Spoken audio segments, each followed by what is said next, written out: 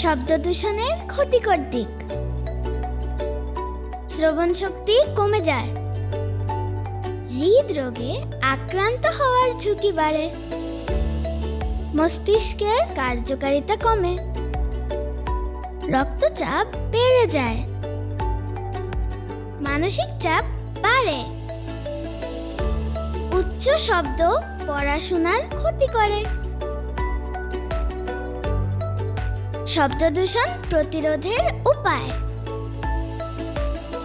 অকারণে যানবাহনের হর্ন বাজানো বন্ধ করুন, উচ্চ শব্দে মাইকের ব্যবহার রোধ করুন, শিল্প কারখানার শব্দ নিয়ন্ত্রণ করুন, জনসচেতনতা গড়ে তুলুন। শব্দ দূষণ রোধ করি, সবাই মিলে সুস্থ থাকি। জনসচেতনতায় lifestyle, health education and promotion, স্বাস্থ্য শিক্ষা ব্যুরো, স্বাস্থ্য অধিদপ্তর, স্বাস্থ্য ও পরিবার কল্যাণ মন্ত্রণালয়।